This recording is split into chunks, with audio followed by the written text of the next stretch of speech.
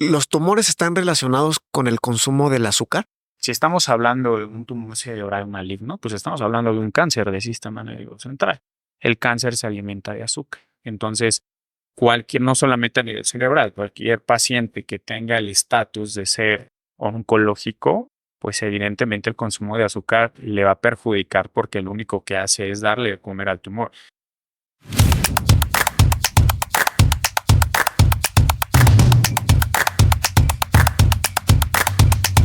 Detrás del bisturí, pláticas con un futuro neurocirujano. Doctor Carlos, bienvenido. Hola, Rodrigo, buenos días. Qué bueno que estás aquí con nosotros, doctor. ¿Podrías platicarnos acerca de tu especialidad, que es la neurocirugía? Pues en primer lugar, muchas gracias por el espacio y felicitarte por tu programa y por esta difusión de información de distintas perspectivas de áreas laborales o de distintas situaciones, ¿no? Y bueno, pues respondiendo a la pregunta, la neurocirugía. Para mí la neurocirugía es algo especial, es algo sagrado, es de las situaciones más importantes para mí. Fue siempre todo un sueño y pues es una especialidad médica que a su vez es rama de la cirugía general. Es una área que está enfocado al tratamiento quirúrgico de enfermedades del sistema nervioso central, eh, entendiéndose por esto pues el cerebro, la médula espinal, la columna vertebral. A su vez, pues la neurocirugía se divide en muchas otras áreas. Está la neurocirugía cerebrovascular, la cirugía funcional, la cirugía de base de cráneo, que se aboca pues a la resección de lesiones tumorales que están en la base de cráneo. Está la cirugía de epilepsia.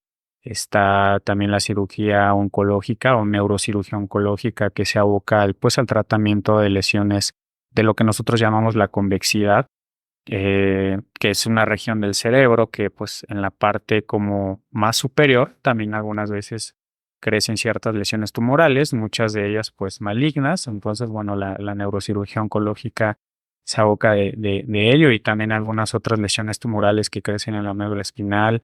Eh, es una, es un área de mucha disciplina, es un área de mucho compromiso, de mucha autocrítica, es un área muy humana también. Esa parte para mí es de las más importantes. Yo creo que todos hemos estado enfermos alguna vez y obviamente no es grato estar en una situación de esas, pero ahora imagínense a alguien que está enfermo del cerebro, que no puede caminar, que no puede mover un brazo, que no puede mover una pierna, que no puede hablar bien por distintas circunstancias, un tumor, secuelas de una hemorragia cerebral.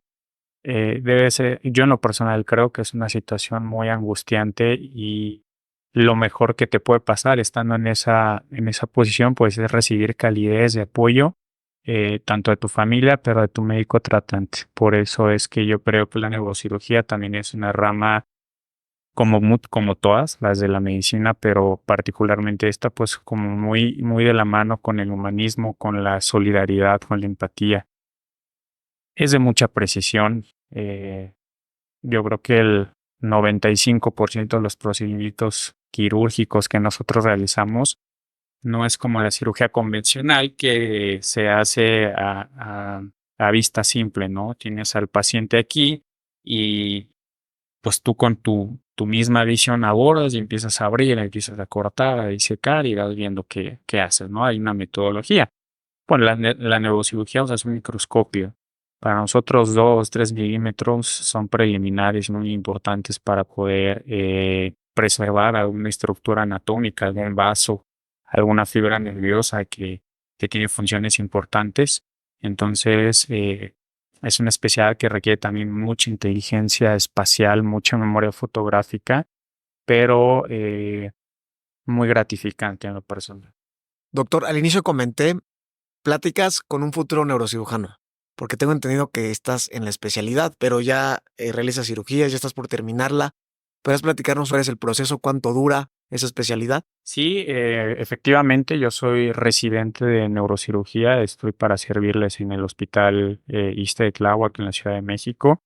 El proceso, pues, evidentemente es que de base tengas la licenciatura en en médico cirujano o en medicina. Posterior a ello, hay que realizar una especialidad de 1 año en cirugía general. Esta, pues, per se dura 4 años. Sin embargo, pues, terminando el primer año de estos 4, uno ya puede revisar las distintas convocatorias de hospitales a lo largo del país para poder hacer un proceso que nosotros le llamamos derivarse. Es decir, neurocirugía te pide 1 año de cirugía general. Si tú lo concluyes satisfactoriamente con un promedio, pues ya puedes hacer todo un proceso de admisión a la especialidad de neurocirugía. ¿Cuántos años dura? La especialidad de neurocirugía por sí sola son 5 años. Si tomamos en cuenta el año previo de cirugía general que haces, pues bueno, ya te da una totalidad de 6 años de puro posgrado. Hay quienes hacen más porque no se derivan al primer año de cirugía general. Hay quienes, bueno, terminan 2 años, incluso 3. Por ahí conocí a una compañera que terminó los 4 años de cirugía general, se tituló como cirujana general y después se metió a hacer neurocirugía, ¿no? Entonces, esta parte es muy variable, pero digamos el proceso sui generis son 6 años. Es una especialidad que requiere mucho compromiso y creo que no es tan fácil. ¿Cuántos neurocirujanos hay en México? Fíjate que es una pregunta muy común. Justamente hace un par de meses una sociedad norteamericana publicó una gráfica en el cual es pues son todos los países que hay en el globo y viene delimitado por colores o cada país, cada región viene por colores y la escala de colores que ellos manejan es del verde hasta el rojo y se ponen en verde los países que por cada 100,000 habitantes cuentan con más de 5 neurocirujanos. México está en un tono aproximadamente pues por ahí de naranja, si no es que tirándole más a rojo, y ya siendo muy concretos en el dato, es de 0,5 a 1 por cada 100,000 habitantes. Es decir, no llegamos ni a medio neurocirujano por cada 100,000 habitantes. O sea, son una coca en el desierto. Sí, somos un poquito raros. La verdad es que no es una especialidad que muchos alcen la mano. Curiosamente es como el sueño de muchos cuando entran a la licenciatura de medicina. Muchos dicen, yo quiero ser neurocirujano. A lo largo del tiempo, pues muchos van cambiando de opinión, les van llamando la atención a otras cosas y bueno, al final somos muy pocos los que persistimos en tomar este camino. Doctor, me imagino que en la residencia has visto miles de casos de éxito, casos tristes. ¿Podrías compartirnos un poco acerca de eso? Claro, pues sí, estamos en un hospital grande, en un hospital de referencia. Vemos una gran cantidad de casos a la semana. Todos los días operamos. Y por supuesto, hay casos que les va muy bien. El paciente se va muy agradecido, bendecido. Y hay casos que pues no salen bien porque esto pues es muy delicado. O sea, desde el momento que tú abres un cráneo, que abres un cerebro, que abres una columna vertebral, tienes que estar muy seguro de lo que haces. Casos de éxito, afortunadamente son muchos. Si pudiéramos platicar de alguno que a mí me ha marcado, pues fue el caso de una paciente que venía de Chihuahua. Ella tenía un tumor gigante en la parte frontal que nosotros le llamamos, que era obviamente interno. No, tú veías a la paciente y pues bueno, tenía su cabecita, su cara, todo normal, pero al momento de hacer los estudios de imagen, que fue la resonancia magnética y la tomografía, tenía un tumor enorme. Y en ese tiempo yo estaba en el segundo año de la residencia, pues yo me impresioné mucho y la verdad es que también uno va dando ciertos pronósticos, ¿no? Como, híjole, como que a este paciente le va a ver muy bien, a este otro no tanto porque su lesión es grande, es grave. Y a mí esa impresión, sinceramente, la paciente se operó, fue una cirugía de aproximadamente unas 9, 10 horas, se pudo resecar todo el tumor y la paciente se fue bien. ¿Qué edad tenía la paciente? La paciente tenía alrededor de 64 o 65 años de edad. Tardamos un poco en darlo de alta, pero fíjate que fue por cuestiones administrativas, porque como se iba hasta Chihuahua, pues estábamos ahí viendo cuestiones del traslado aéreo, que tenía que ir con ciertos cuidados, con oxígeno. Originalmente pues estaban viendo que si se la llevaban en helicóptero, después no, que a través de una aerolínea comercial podían, digo, esto es un dato interesante porque yo tampoco lo sabía, resulta que también ciertas aerolíneas te pueden dar ciertos cuidados eh, durante el viaje, o sea, oxígeno suplementario y demás, pero se tenía que gestionar. Entonces, eso fue lo que tardó para que la paciente se fuera. Pero funcionalmente la paciente salió hablando, siguió caminando, moviendo sus brazos, moviendo, pues evidentemente sus piernas, sus funciones mentales excelentes, tenía una buena memoria, una buena articulación del lenguaje, una buena atención, una buena abstracción, el juicio, y a mí me impactó mucho, porque al ver yo, la primera vez que vi la razón dije, "Chinga, en la torre, pobre señor". ¿Cuánto medía el tumor? Yo creo que el tumor estaba del tamaño de 2 naranjas. Y igual, a lo mejor muchos pueden decir, "Ay, pues 2 naranjas, no es un tumorcito", pero estamos hablando de la cabeza. Entonces imagínate, pon 2 naranjas, eh, sobreponla sobre tu cabeza y te vas a dar cuenta que es una área, es un volumen o un Considerable. tamaño considerable para el cerebro y para la cavidad craneal. El cráneo es una cavidad totalmente cerrada y está únicamente hecha para contener al cerebro, no más. Y en cuanto se aparece un tumor de esto, pues evidentemente empieza a haber un problema de hipertensión intracraneal y bueno, esto puede derivar en muchas otras situaciones, básicamente a tragedia. Entonces sí, era un tumor grande, una naranja y media, 2 naranjas. ¿Cómo detectar a tiempo un tumor en la cabeza? Hay síntomas que nosotros le llamamos banderas rojas, que creo que es un término que se ha puesto un poquito popular, ¿no? En redes sociales de las famosas red flags. Bueno, pues este término realmente no es tan nuevo. En medicina lo usamos desde hace mucho tiempo y hay síntomas de alarma, concretamente para un tumor intracraneal. eh, el síntoma más común es el dolor de cabeza. Y es un dolor de cabeza que tiene características que a eso voy, son las famosas banderas rojas del dolor de cabeza. Es el típico dolor de cabeza que te empieza leve. Obviamente, pues la mayoría de las personas no le dan importancia. A lo mejor es estrés, a lo mejor es cualquier cosa, pero pues es leve. No me ocupo, se me va a quitar. Va leve y nunca se quita. Es decir, pasan meses, años y el dolor de cabeza está, pero curiosamente, el dolor de cabeza va evolucionando. Conforme pasa el tiempo, se va haciendo de mayor intensidad. Es decir, si nosotros pudiéramos graficar el dolor seguiría una curva ascendente en intensidad. Y cada vez los analgésicos te van dando menos eficacia.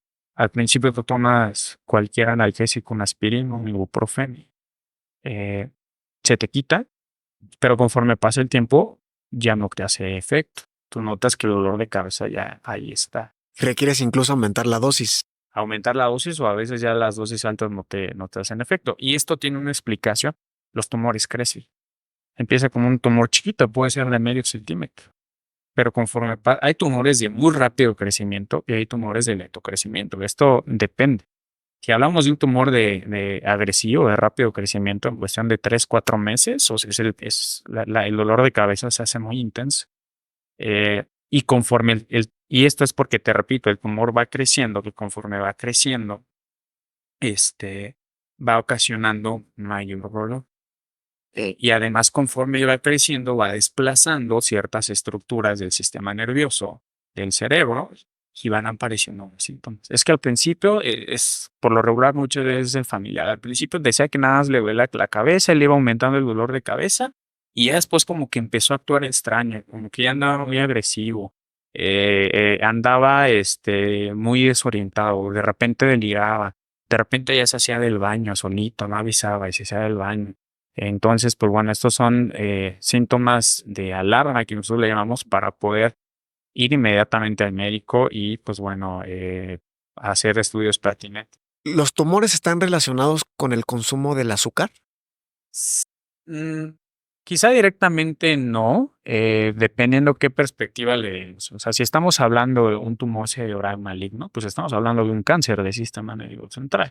El cáncer se alimenta de azúcar. Entonces, no solamente a nivel cerebral, cualquier paciente que tenga el estatus de ser oncológico, pues evidentemente el consumo de azúcar le va a perjudicar porque lo único que hace es darle de comer al tumor. Veamos al tumor como un parásito, en donde esté, en el abdomen, en el tórax, en el cerebro, en la columna vertebral, en las extremidades. Es algo, es un grupo de células que están mutadas y están empezándose a reproducir de manera rápida, acelerada, y ese grupo de células pues ya te forman el tumor, pero ese tumor necesita energía, esas células necesitan energía. ¿Cuál es la fuente de energía? Por elección del cuerpo es la glucosa.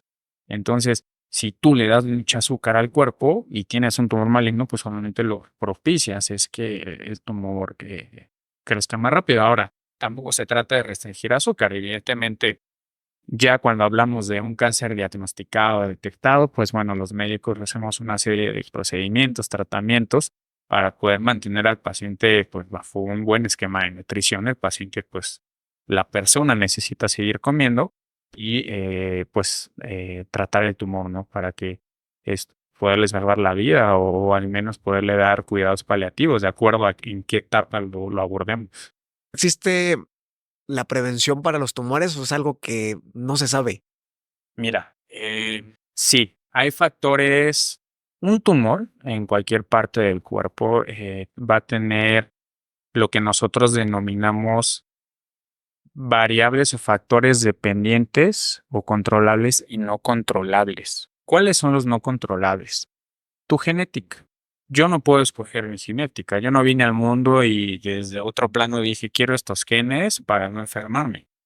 Llegamos al mundo, nacemos, crecemos, nos desarrollamos y ya traemos un código genético. Y lamentablemente, si en el código genético ya traemos esa predisposición a padecer ciertas enfermedades como los tumores, eso sería una variable no controlable. Otra sería el sexo. Hay tumores que tienen mayor predilección en mujeres y en hombres. Entonces, pues eso no tampoco lo podemos cambiar. ¿Cuáles serían las controlables? O sea, las que están en nuestras manos poder manejar. El cigarro, el tabaquismo es un hábito que es caro, es costoso en términos de salud, pero pues el tabaquismo también es un hábito por elección propia, ¿no? Yo creo que a nadie le obligan a fumar, todo el mundo se compra un cigarro, se fuma un cigarro, una cajetilla, un vape por elección propia, ¿no? Pero podemos también decidir no hacerlo. Evidentemente, tener un buen estado de salud, estar en nuestro peso adecuado, someternos a cheques rutinarios después de cierta edad, una buena alimentación, interfiere mucho a nuestro favor para poder prevenir muchísimas enfermedades, no solamente un tumor. Y si en algún punto tu genética es muy fuerte, tu genotipo es muy fuerte para que desarrolles en tu fenotipo un tumor, no es lo mismo que te aborde o que te llegue un cáncer tú estando en tu peso y en un buen estado general, a que te aborde con sobrepeso, siendo diabético, siendo hipertenso. Si pusiéramos dos pacientes con el mismo tipo de cáncer, ¿quién tiene más chances? ¿Quién hace ejercicio, etcétera, no? El paciente que ya de estado basal tiene un adecuado estado de salud. Doctor, ¿la tecnología, el exceso del celular, de la televisión, influye también en algún tipo de cáncer en el cerebro?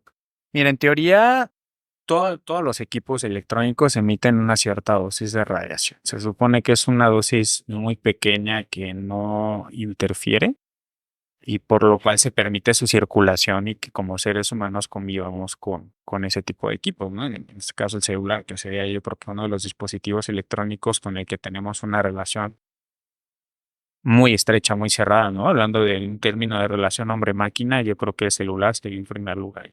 Eh, en teoría, pues la radiación que emite el celular, te repito, no es dañina, pero estamos sometidos hoy en día a tantas situaciones, alimentos procesados, contaminación,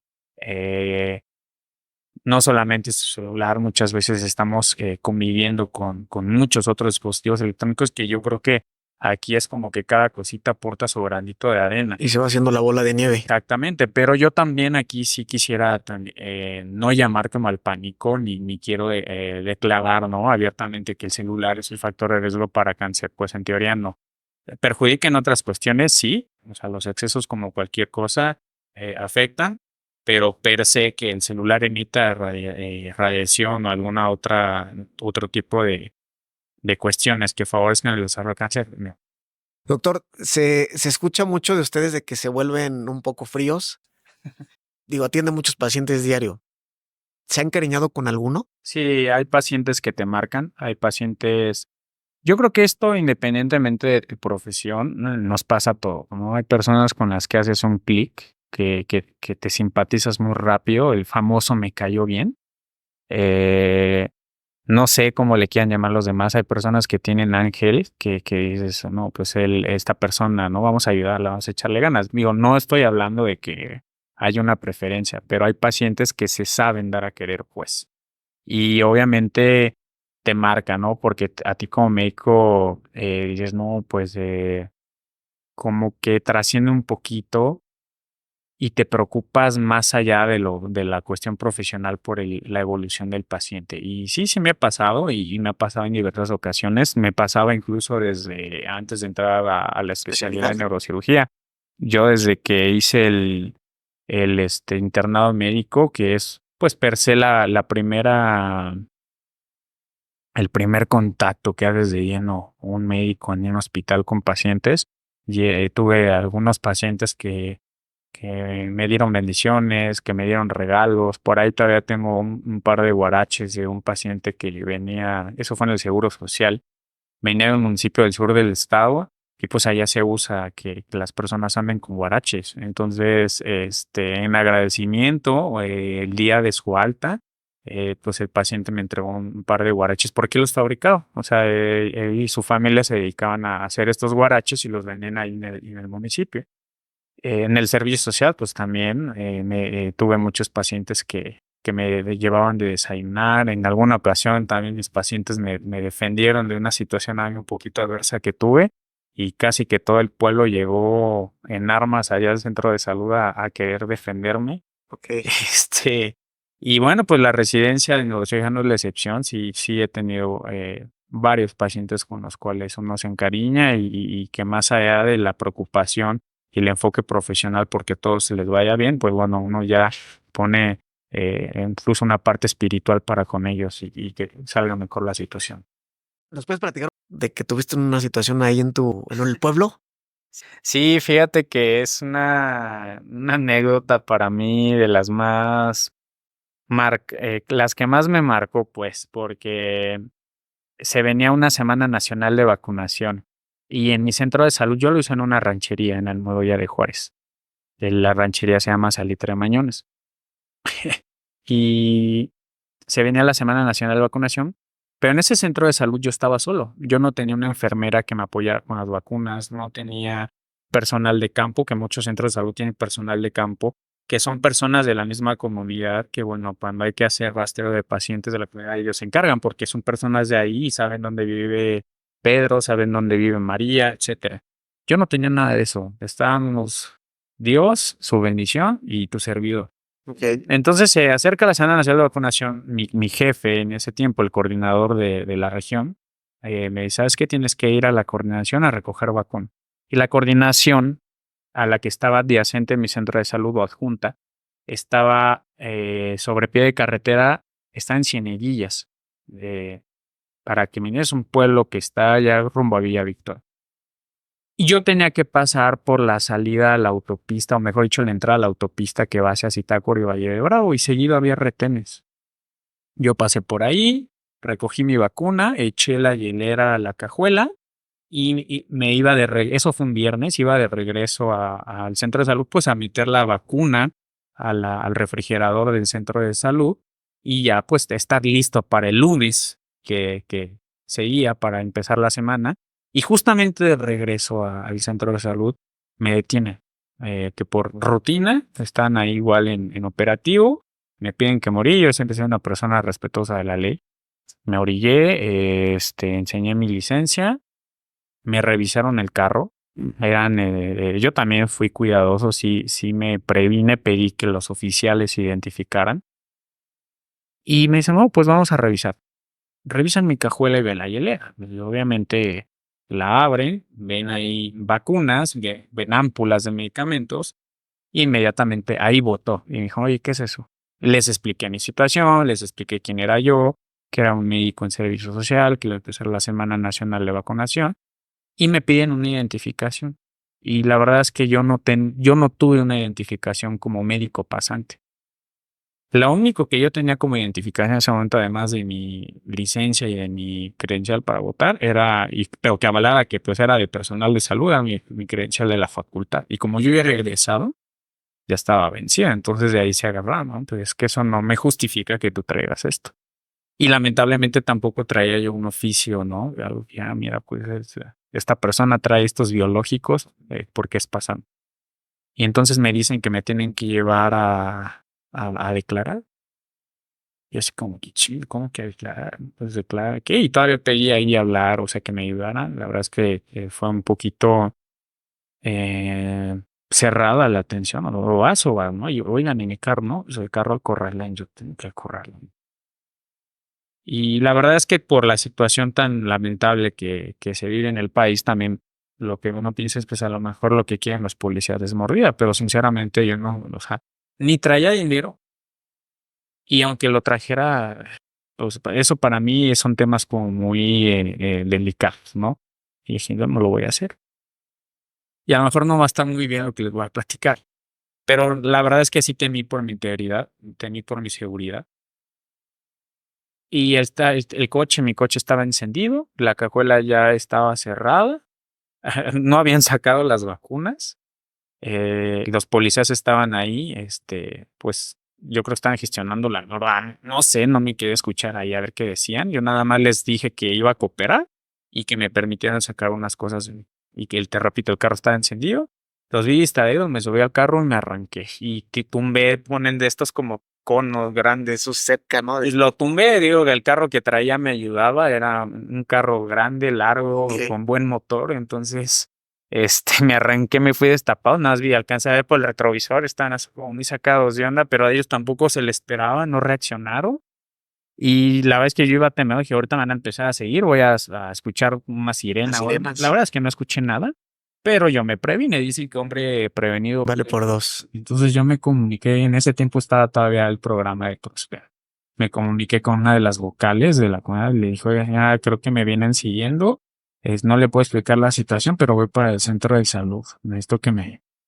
Pues yo llegué al centro de salud y estaba todo el pueblo reunido, Ok. así, con machetes, como, no, de aquí nadie se lo va a llevar, de aquí nadie se lo lleva, que no, de aquí ellos no entran, y si entran nadie se lo lleva. Pues eso, pues no es una situación común. A mí me dio gusto porque me sentí respaldado.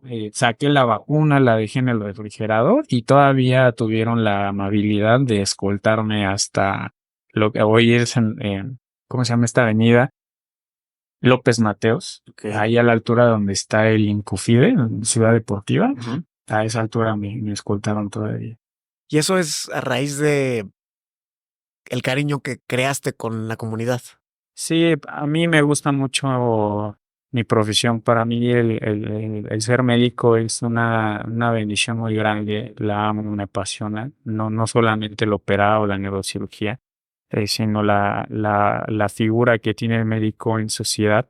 Si tú te pones a leer, el médico tiene un papel revolucionario en la sociedad, ¿no? La Revolución Francesa la organizaron médicos, los médicos, vamos, han estado implicados en muchas situaciones sociales trascendentales para el estado de la humanidad. Alguna más reciente, por ejemplo, el grupo de autodefensa en Michoacán. ¿Quién organizó el grupo de autodefensa? El doctor Mireles. Doctor Mireles. Entonces, yo admiro mucho la figura del médico y pues quienes me conocen de mucho tiempo saben que soy una persona muy noble. Y esa nobleza, pues yo no la he dejado a un lado y la trato de pasarla al paciente y yo creo que el paciente también nota eso, ¿no? Ese es el lado bonito de la moneda. También sabemos que hay gente ingrata, porque no todos los casos son de éxito. Yo me imagino que has vivido algún caso de gente que se enoja porque no salió como esperaba todo. Pues sí, digo, no especialmente el que se hayan molestado porque las cosas no salieron bien. Pero sí, también hay personas que son impacientes, que son groseras, que no entienden. Yo pues estoy estudiando mi residencia en una institución pública y todos sabemos perfectamente que la atención en salud pública no es la misma que en la privada. En la pública pues va más gente, se concentra un volumen mucho mayor de pacientes y por lo tanto los tiempos de espera a veces son prolongados. Y si también le agregas que es mucha papelería, porque a lo mejor tienes 15 pacientes para ver en una rutina del día que te toca la consulta externa, pero de esos 15, 4 van por incapacidad. También es un derecho de ese paciente el que le otorgues claro si amerita su incapacidad. No sería un paciente neurológico. Y la incapacidad no es como que yo ya la tenga hecha, pues aquí está y vamos, el que sigue. O sea, la incapacidad al final del día es un documento muy delicado que tiene un proceso para elaborarlo. Y cuando menos te das cuenta ya te llevaste 20 minutos en hacer la pura incapacidad y eso que todavía no haces la nota de evolución. Y para no caer o redundar tanto, algunas consultas se tardan mucho y hay pacientes que se desesperan y ya te están tocando la puerta o ya fueron a quejarse que les tocaba a las 10 y son 10:30 y nadie les llama, etcétera. Y sí llega a haber gente grosera. Yo creo que ahí lo que yo personalmente hago es, señor, señora, si tiene alguna molestia y un buzón de quejas, yo no dejo que el paciente me transmita su energía negativa. Uno es profesional, uno es correcto. En algún momento sí me tocó ver cómo un adscrito, pues el paciente estaba nada de agredirle, pero bueno, también en los hospitales tenemos códigos para esto. En el mío se llama código morado, entonces lo único que haces es activas el código, inmediatamente el personal de seguridad se hace cargo. Ahora, en relación a que un paciente no salga bien de algún procedimiento quirúrgico, pues pasa mucho en el contexto de un paciente que, por ejemplo, tuvo un traumatismo craneoencefálico, un paciente que chocó y recibe un golpe muy fuerte en la cabeza y trae una hemorragia interna. Eso ya por sí, el mismo accidente implica un mal pronóstico muchas veces, ¿no? Quizás muchas para la vida y si no es para la vida, sí para la función. Y con ello me refiero a quedar con ciertas secuelas neurológicas moderadas o severas.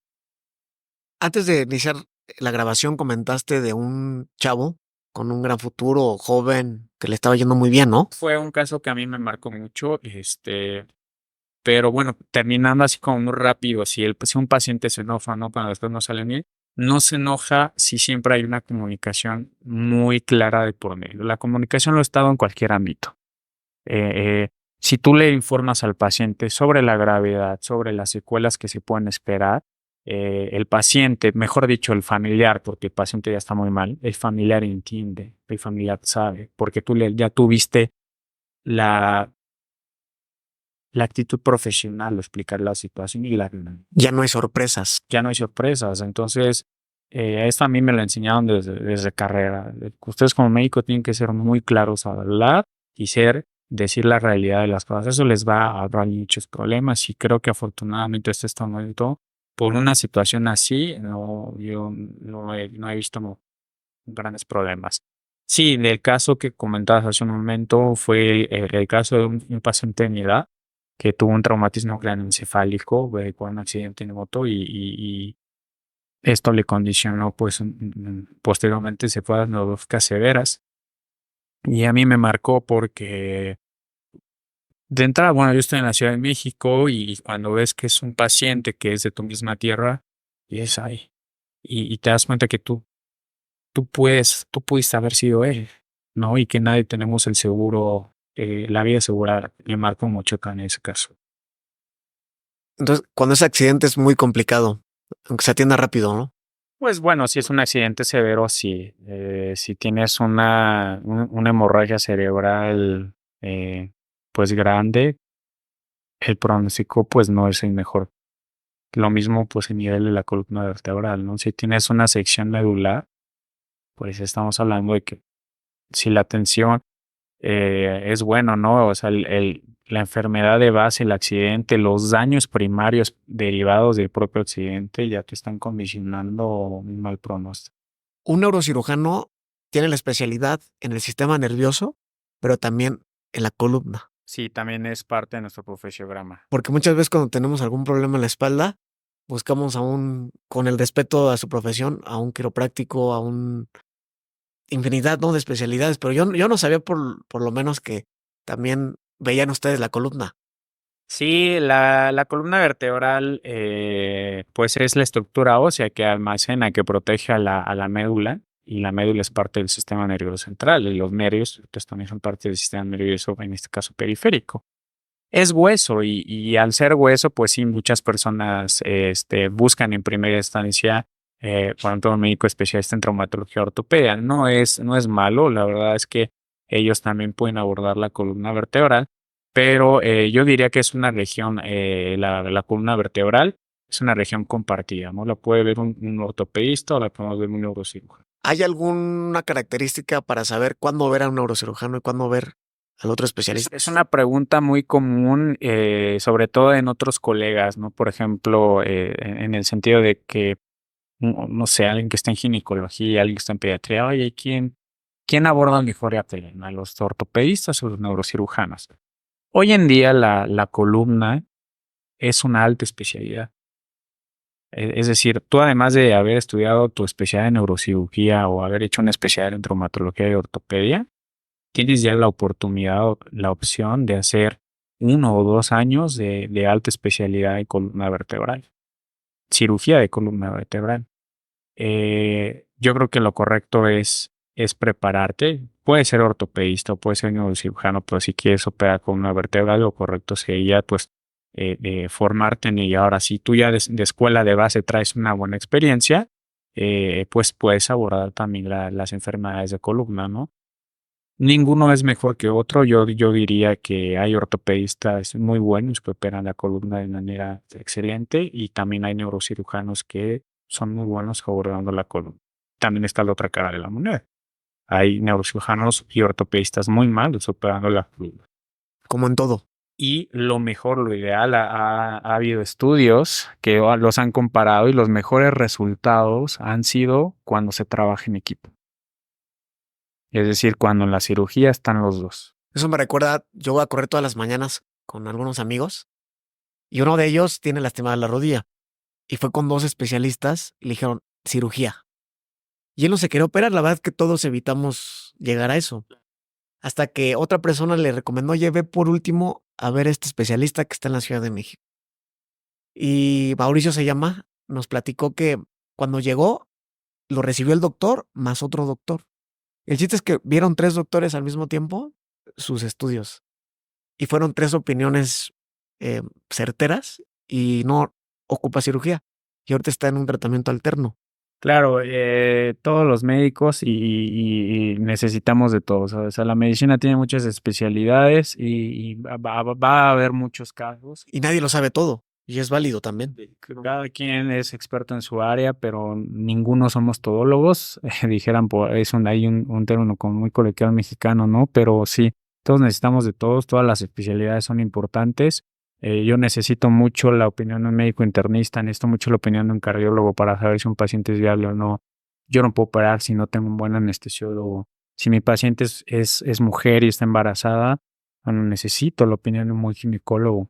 Y te repito, hay muchas situaciones de un paciente que se necesitan abordar de manera integral. No, uno no puede, dicen que el que mucho abarca poco aprieta. Hoy en día la medicina está como muy compartimentalizada, pero yo diría que lo mejor es trabajar en equipo por el beneficio del paciente. Eso es algo que también los médicos tenemos que dejar mucho de lado.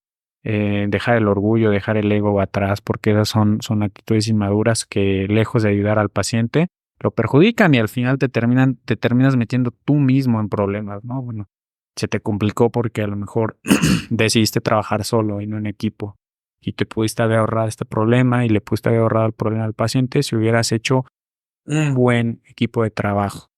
Y tú puedes ser la cabeza, al final es tu paciente y tú lideras. El cirujano siempre ha sido cabal, siempre ha sido líder, ¿no? Tú lideras, pero trabajar en equipo por el bien de todos. Es importante. Esa es una actitud que a mí en lo personal me gusta mucho promover. Y yo creo que debería aplicarse en todas las profesiones. Doctor, el tema de los infartos cerebrales.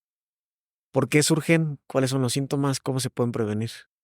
La enfermedad, el evento vascular cerebral, nosotros le llamamos la enfermedad de tercios. Un tercio le va bien, un tercio muere y un tercio le va mal. En el sentido que si vive, va a quedar con secuelas neurológicas. ¿Cómo se previene? Las principales causas de un infarto cerebral, de un evento vascular cerebral de tipo isquémico, es la aterosclerosis, es decir, son placas de grasa que hay en los grandes vasos y incluso también la circulación cerebral. Y en algún momento esas placas condicionan que pues pueda ser falta la circulación, un arresto de la circulación. Y otra de las causas es la que nosotros llamamos cardiogénica, cardioembólica, ¿no? El corazón tiene un problema de que no late a su ritmo, es decir, no va el clásico tun tun tun tun, sino que va como muy pues fuera de ritmo. Nosotros el término médico correcto es arritmia, y esto hace que la sangre que circula en las cadenas cardíacas haga coágulos, y esos coágulos de repente pues salen eyectados por el mismo corazón, se van al cerebro, tapan una arteria y ahí tiene este infarto. Prevenirlos se previenen con muchas otras enfermedades. Una buena alimentación, procurar estar a nuestro peso, el cigarro, dejarlo de lado. O igual, ¿no? Hay quienes son fumadores pasivos, pues bueno, tratar de no exponerse al humo del cigarro, hacer ejercicio, serían las medidas como preliminares, aunado también a tener chequeos rutinarios. ¿El infarto cerebral es únicamente algo de las personas de la tercera edad? Es el grupo más afectado, bueno, propiamente en la tercera edad, no, yo diría que los 50, 55 años en adelante, iba ya a hablar de tercera edad, estamos hablando de los 60 años en adelante. Pero bueno, sí, es una enfermedad muy común en ese grupo. Me imagino que han tenido pacientes jóvenes con infartos cerebrales. Claro. Y se debe también a lo mismo. Mala alimentación, a lo mejor. ¿El estrés puede influir? Influye, pero no es una causa directa. Ok, doctor, ¿qué otra historia nos puede compartir? Hace poco estuve rotando en patología en Centro Médico Nacional Siglo XXI, y me hizo recordar un momento porque el doctor con el que estábamos de neuropatología nos preguntó a todos, estábamos todos residentes de neurocirugía, y bueno, él como neuropatólogo dijo, oigan, ¿han tenido algún momento que les haya hecho llorar de emoción en sus carreras? Y ya nos preguntó uno por uno. Y yo recordé la primera vez que abordé una cirugía de paciente despierto, a mí me salieron lágrimas de los ojos, porque me impactó mucho. Me daba emoción el que yo pudiera ser parte de ese abordaje. Era algo que yo no había visto anteriormente, sino en películas o en documentales, y cuando, o en las noticias que de repente sacaban, ¿no? ¿Sabes? Reportajes médicos. En tal hospital operaron a un paciente mientras este estaba despierto y tocaba el violín, ¿no? Y dices, wow. Y a mí me tocó ver esa situación la primera vez. Ya han sido varias, pero la primera vez que lo vi me impactó mucho. Tenía una persona acostada hablando, pero no solamente fue ese momento, sino todo el abordaje, lo que implicó de días previos a la cirugía. Pues un psicólogo con especialidad en neuropsicología fue a hacer la valoración, la planeación quirúrgica, dónde vas a abrir, dónde vas a cortar. El caso se sesionó con los anestesiólogos que iban a participar en el procedimiento, y ellos,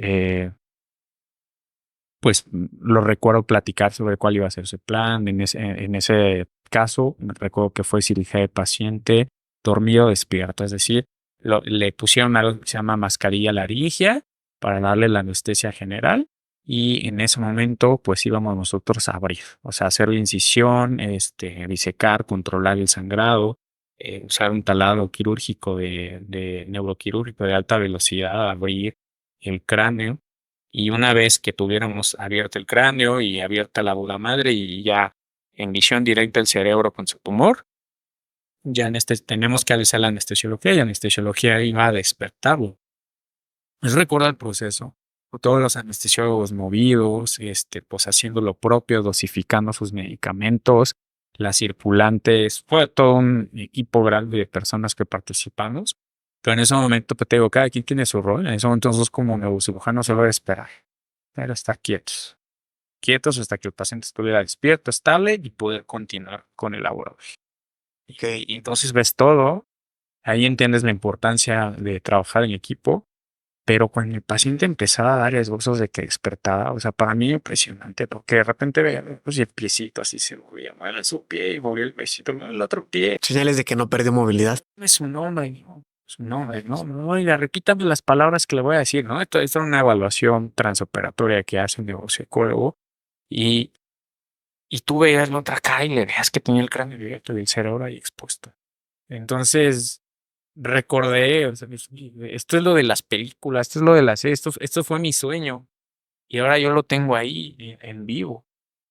¿Ese sueño o inquietud surgió entonces desde la niñez, con las películas que veías? No tanto de la niñez, porque sinceramente yo de niño no sabía ni que ¿Qué quieres? existían los neurocirujanos, ni qué era.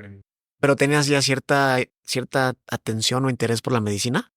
Sí, eso fue, mi interés por la medicina nace en la secundaria. La verdad, las personas que me conocen de mucho tiempo saben que en la secundaria a mí me gustaba mucho el fútbol y tenía la idea ahí un poquito guajía de que iba a ser futbolista. Sinceramente, nunca tuve el nivel como para tirarle una primera división, pero bueno, uno de niño sueña cosas.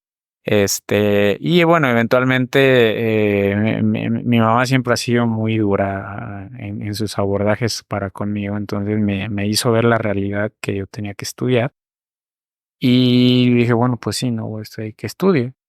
Y dije, pues vamos a ver. Y en algún momento recuerdo que vi en una película, sacaron una escena de una cirugía y dije, Eso a mí me gustaría hacerlo, a mí me gustaría operar".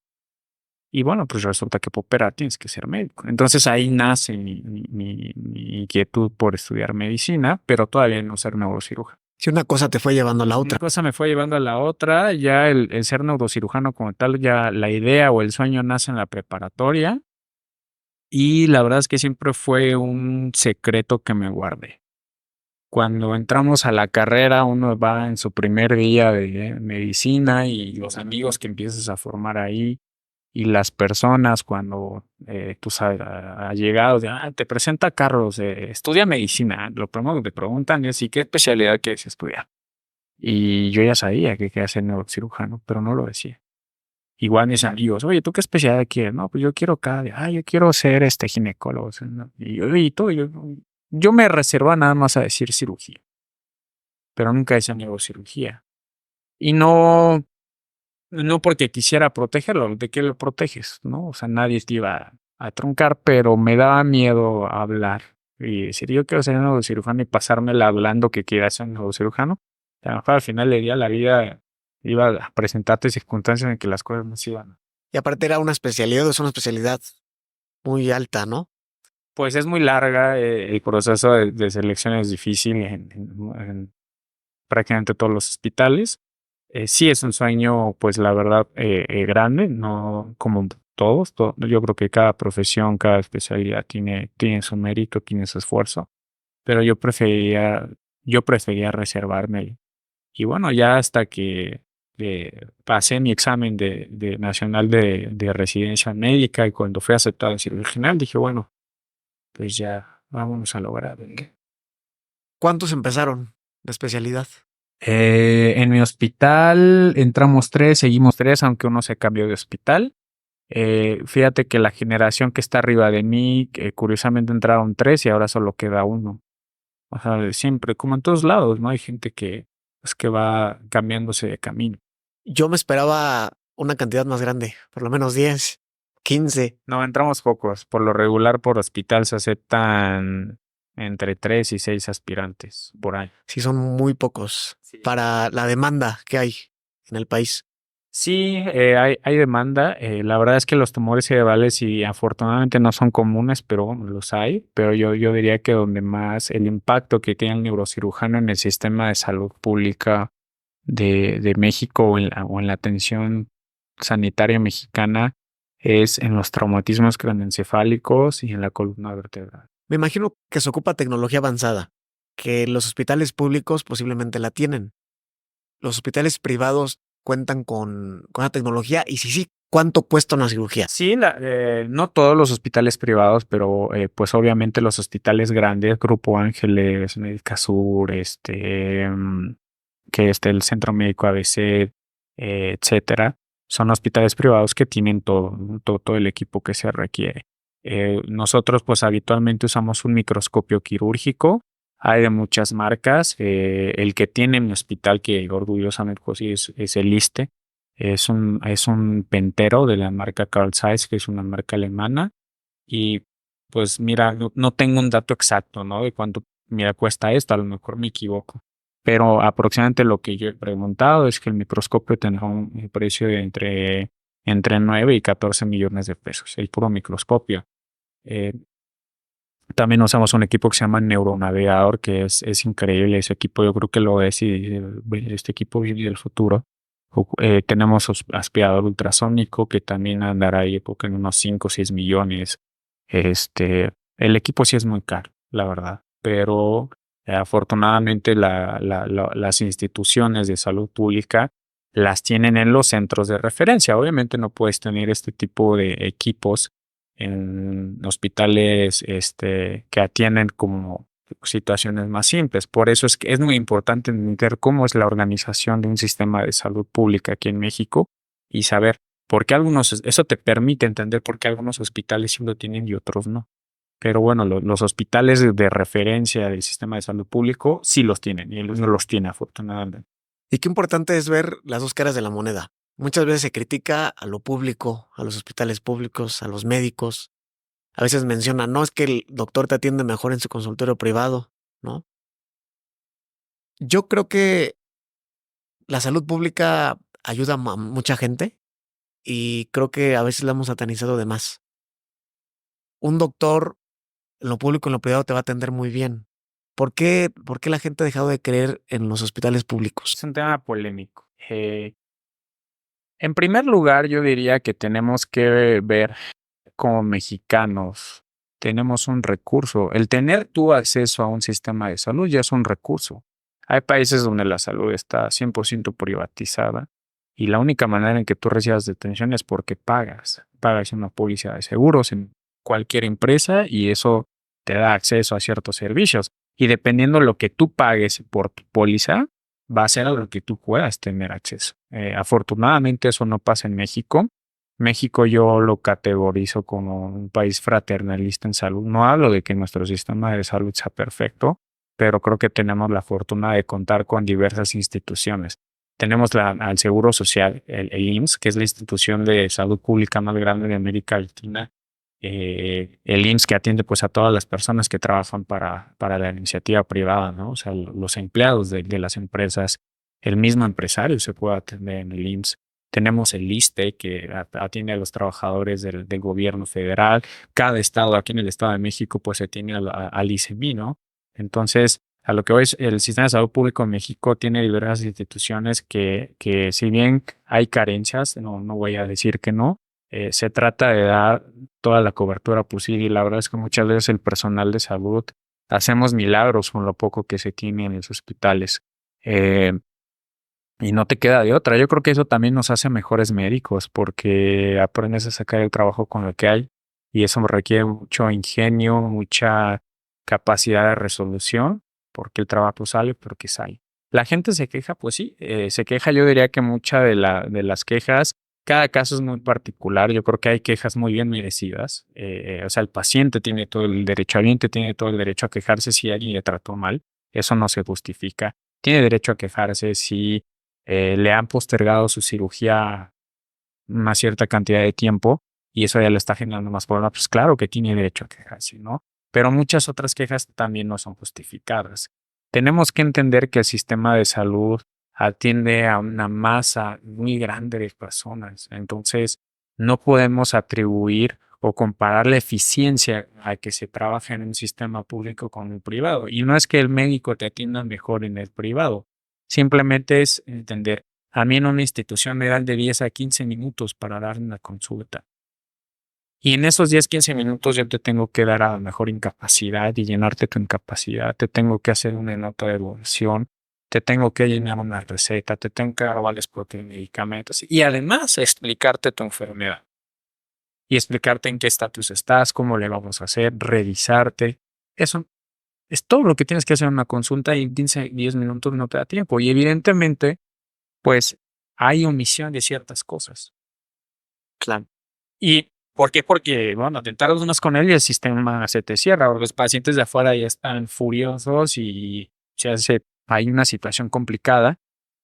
Y en el privado, pues bueno, es una consulta privada, tienes más tiempo. Si tienes 10 pacientes, en el privado a lo mejor tienes 7 horas para verlos, pues. Le vas a dedicar un tiempo considerable a cada paciente, pero porque las circunstancias te lo permiten, no más ir en el sistema de salud pública. Entonces, el sistema se cierra si te tardas más de cierto tiempo. Pues en algunas instituciones sí, o sea, cada institución tiene sus variables operativas, pero sí, tienes que respetar el tiempo que el sistema te da por paciente. En la consulta nada más. ¿Cuántas consultas otorga un médico en un hospital público al día? Depende mucho de un hospital a otro. Nosotros por lo regular nos pueden atribuir entre unas 20 y 25 consultas por jornada, por una jornada laboral. No es en todo el día, sino nada más en el turno. Tu turno de 8 horas, Exactamente. de 15 a 20 minutos por consulta. Y ahí son unos de 6 horas. Pues sí, están muy apretados de tiempo. Exactamente. Entonces yo creo que es entender esa parte también. Y que yo creo que muchos pacientes no lo sabemos, no nos enteramos de que ustedes tienen cierto tiempo por consulta, ¿no? Pensaríamos que tienen el tiempo del mundo para cada quien. Es yo creo que te decía hace un momento que el tener acceso a un sistema de salud es un recurso. ¿Y qué es lo que tú haces con un recurso? Lo tienes que saber utilizar, ¿no? Que conocerlo. Conocerlo para que lo sepas utilizar.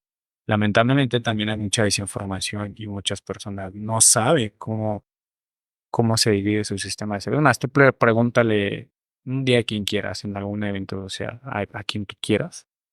Oye, ¿cómo se divide el sistema de salud en México? ¿Qué es el IMSS? ¿Qué es el ISSSTE? ¿Qué es el ICINI? ¿A quién atiende cada uno de ellos? ¿Qué es el seguro popular? O no, no es así. ¿Qué es lo de el IMSS Bienestar? ¿Qué es? Y muchos se van a quedar hoy. O sea, uno porque está en el medio. Claro, pero un ciudadano lo ocupa hasta que es una emergencia. Tiene una enfermedad, se accidenta. Esa es otra cosa que también satura mucho. O sea, hay de emergencias, hay urgencias y emergencias. O sea, hay, lamentablemente también muchos pacientes que van a un servicio de urgencias cuando no tienen una urgencia. Y eso yo creo que es irresponsable, ¿no? Porque no puedes ir tú con un problema que ya llevas 3 meses sin atendértelo y de buenas a primeras un día decís como ya no te duele, ya, ahora ya el dolor ya no te deja, decís que es buena idea, ahora sí, y vas a urgencias, cuando es un problema ya crónico. Entonces saturas una sala o un servicio que está diseñado para alguien que llega baleado, para alguien que llega agredido, para alguien que chocó, alguien que lo atropellaron, para alguien que está infartándose el corazón, el cerebro, alguien que se está convulsionando, una embarazada que está con hipertensión arterial. Para eso es un servicio de urgencias. Pero la gente, bueno, me duele la cabeza, voy a ir a urgencias. Y a lo mejor es un problema que se pudo haber abordado en una consulta con su médico de cabecera. Recomendaciones para quienes nos escuchan y nos ven. Caso práctico. En tu casa, un familiar presenta algunos síntomas de infarto cerebral. ¿Qué hacer? Bueno, primero tenemos que conocer los síntomas, ¿no? Okay. Para quienes nos escuchan, en México tenemos una escala que es una adaptación de la original que es de Cincinnati, nosotros le llamamos camaleón, y es una mnemotecnia, es de la cara, que si algún paciente empieza a tener como que se le desvía la cara, si tiene problemas para hablar, si tiene problemas para mover el brazo, como que empieza a sentirlo débil, eso serían pues síntomas de algún posible infarto cerebral. Yo llamaría a la población a no automedicarse, salvo que sea una persona que tenga conocimientos médicos sólidos, conocimientos de rescate, un paramédico, bueno, pues adelante, interven y haz lo que tú puedas. Pero a un ciudadano, que no tenga conocimientos, yo les pediría no intervenga. La mejor manera de ayudar es llevar a esa persona a una sala de emergencias o pedir una ambulancia y llevarla en la brevedad y no perder tiempo en lo de cómo improvisamos ahí una atención prehospitalaria. Doctor, son temas muy interesantes. Gracias por tu tiempo y espero coincidir pronto en algún otro podcast. Claro que sí, Rodrigo, pues muchas gracias nuevamente por el espacio y con mucho cariño para toda tu audiencia. Muchas gracias, doctor.